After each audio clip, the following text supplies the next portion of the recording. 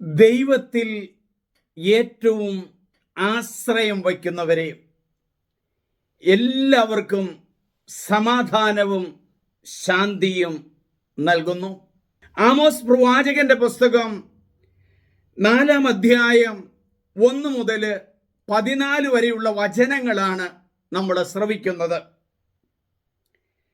ദരിദ്രരെ പീഡിപ്പിക്കുകയും അവശരെ ചവിട്ടി അരയ്ക്കുകയും നിങ്ങൾക്ക് കുടിക്കാൻ കൊണ്ടുവരിക എന്ന് ഭർത്താക്കന്മാരോട് പറയുകയും ചെയ്യുന്ന സമറിയ മലകളെ, ബാഷാൻ പശുക്കളെ, ശ്രവിക്കുവിൻ.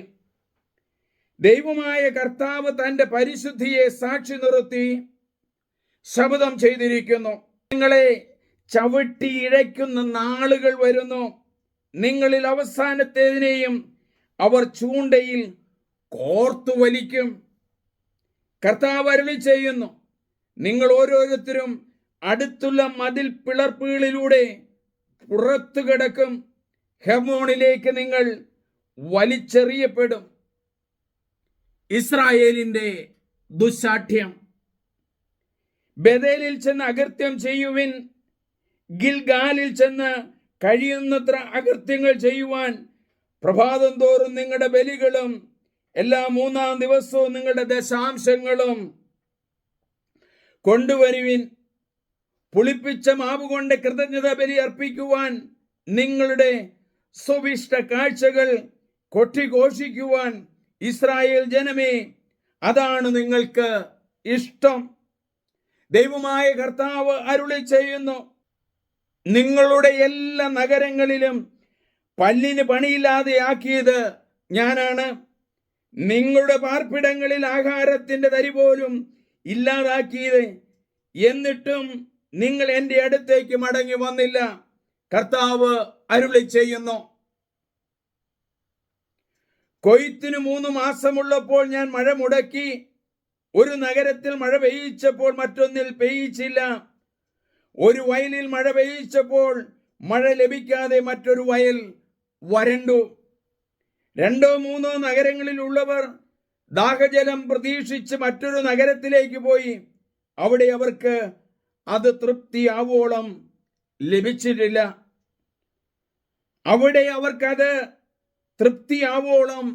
ലഭിച്ചിട്ടില്ല.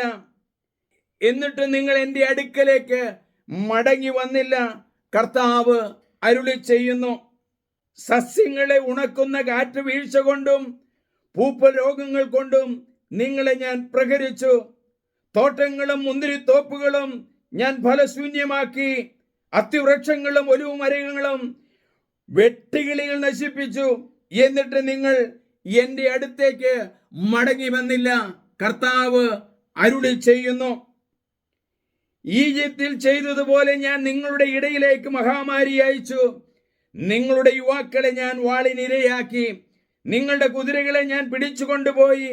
പാളയങ്ങളിലെ ദുർഗന്ധം കൊണ്ട് നിങ്ങളുടെ നാസികൾ ഞാൻ നിറച്ചു. എന്നിട്ടും നിങ്ങൾ എൻ്റെ അടുത്തേക്ക് മടങ്ങി വന്നില്ല. കർത്താവ് അരുളി ചെയ്യുന്നു, സോദോമിനെയും ഗൊമോറയെയും ഞാൻ നശിപ്പിച്ചതുപോലെ നിങ്ങളിൽ ചിലരെയും ഞാൻ നശിപ്പിച്ചു. കത്തുന്ന തീയിൽ നിന്നും വലിച്ചെടുത്ത കമ്പുകൾ പോലെയായിരുന്നു നിങ്ങൾ. എന്നിട്ടും നിങ്ങൾ എൻ്റെ അടുത്തേക്ക് മടങ്ങി വന്നില്ല. കർത്താവ് അരുളി ചെയ്യുന്നു, അതുകൊണ്ട് ഇസ്രായേൽ ജനമേ, ഞാൻ നിങ്ങളോട് ഇത് ചെയ്യും.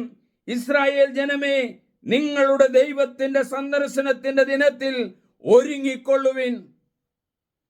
മലകൾക്ക് രൂപം നൽകുകയും കാറ്റിനെ സൃഷ്ടിക്കുകയും മനുഷ്യന് തന്റെ ചിന്ത വെളിപ്പെടുത്തുകയും പ്രഭാതത്തെ അന്ധകാരമാക്കുകയും ഭൂമിയുടെ ഉന്നതങ്ങളിൽ സഞ്ചരിക്കുകയും ചെയ്യുന്ന ഒരുവനുണ്ട്. സൈന്യങ്ങളുടെ ദൈവമായ കർത്താവ് എന്നാണ് അവിടുത്തെ നാമം. പ്രാർത്ഥിക്കാം. ദൈവമേ, അങ്ങ് മലകൾക്ക് രൂപം നൽകുകയും കാറ്റിനെ സൃഷ്ടിക്കുകയും പ്രഭാതത്തെ അന്ധകാരമാക്കുകയും ചെയ്യുന്ന അങ്ങയുടെ ആ വിശിഷ്ട നാമത്തിന്, അങ്ങയെക്കുറിച്ചുള്ള അനുഗ്രഹത്തിന് നന്ദി പറയുന്നു. ഭൂമിയുടെ ഉന്നതങ്ങളിൽ അങ്ങ് സഞ്ചരിക്കുന്ന ദൈവമാണ്. അങ്ങയുടെ ആ നാമം ദൈവമാണെന്ന് ഞങ്ങൾ മനസ്സിലാക്കുന്നു. അങ്ങയുടെ ശക്തിയുടെ മുമ്പിൽ, അങ്ങയുടെ വ്യക്തിത്വത്തിൻ്റെ മുമ്പിൽ ഞങ്ങളിതാ ശിരസ് നമിക്കുക മാത്രമല്ല, ഈ വചനം കേൾക്കുന്ന എല്ലാവരുടെയും കുടുംബങ്ങളെ, ഭവനങ്ങളെ, മക്കളെ ഞങ്ങൾ സമർപ്പിക്കുന്നു.